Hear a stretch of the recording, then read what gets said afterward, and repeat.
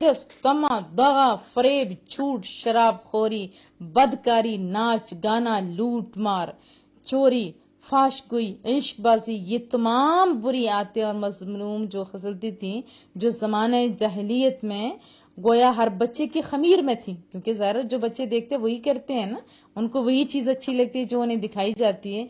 तो मुस्तफ़ा करीम की माज़ ज़ात ग्रामी उन तमाम अयूब और नकायस से सुथरी सुथरी सुथरी रही। अल्लाह अकबर।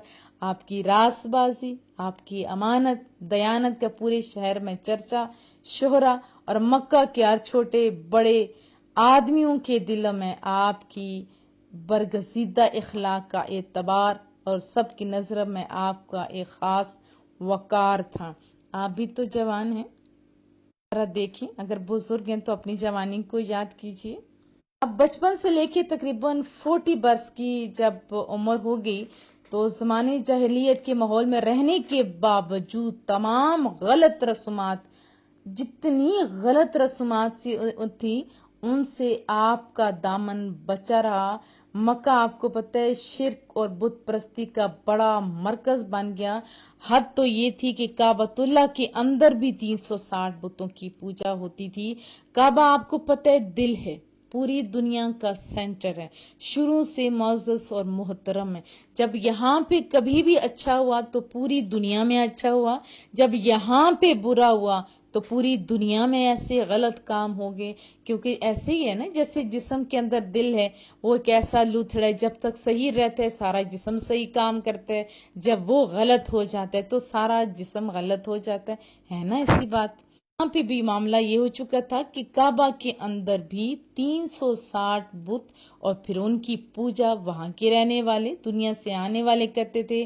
तो महबूब सल्लल्लाहु अलैहि वसल्लम के खानदान वाले ही काबा के मतवली भी थे, सजादा नशीन थे, लेकिन बावजूद इसके महबूब सल्लल्लाहु अलैहि वसल्लम ने कभी भी ना बचपन ना जवानी किसी भी टाइम में भी नहीं बुतों के आगे सर कभी नहीं झुकाया था।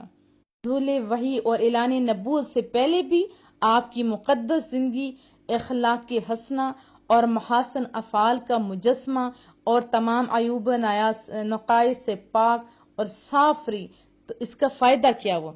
देखें, जब ऐलान नबूवत के बाद आपके दुश्मनों ने बड़ी कोशिश की कि कोई अदना सा ऐब या जरा सी खिलाफे तहजीब कोई बात आपकी जिंदगी के किसी दौर में भी मिल जाए तो उसको उछाल कर आपके वकार पर हमला करके लोगों की निगाहों में आपको जलीलो ख्वार कर दें।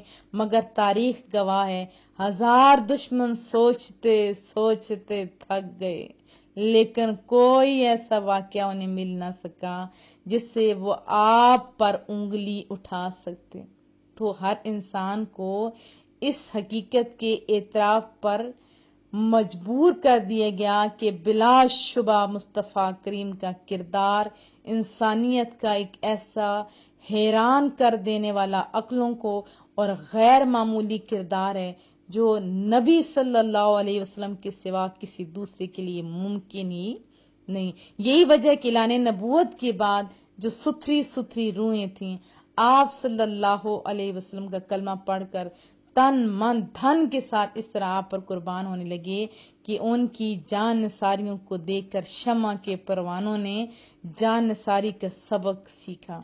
और हकीकत शनास लोग फर्ते अकीदत से आपके उसने सदाकत पर अपनी अक्लों को कुर्बान करके आपके बताए हुए इस्लामी रास्ता पर आशिकाना अदाओं के साथ जुबाने हाथ से ये कहते हुए चल पड़े कि चलो वादिये इश्क में पाबरहना, ये जंगल वो है जिसमें कांटा नहीं।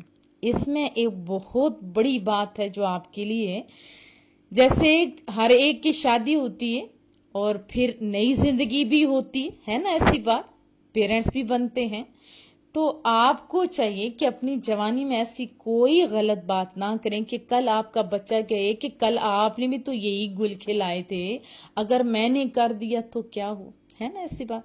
तो अपनी जवानी को सुथरा रखें। इसी तरह दीन का जो काम करने वाले लोग हैं उनको अपना लम्हा लम्हा सुथरा रखना पड़ेगा। اور جو والدین اپنے بچوں کو دین کی طرف لاتے ہیں انہیں بھی چاہیے کہ بچوں کے اندر اچھے اخلاق، اچھی عادات وہ ڈالیں تاکہ جب وہ دین کا کام شروع کریں کوئی انگلی نہ اٹھا سکے۔ آئی بات سمجھ میں؟ اللہ آسانیاں پیدا کرے۔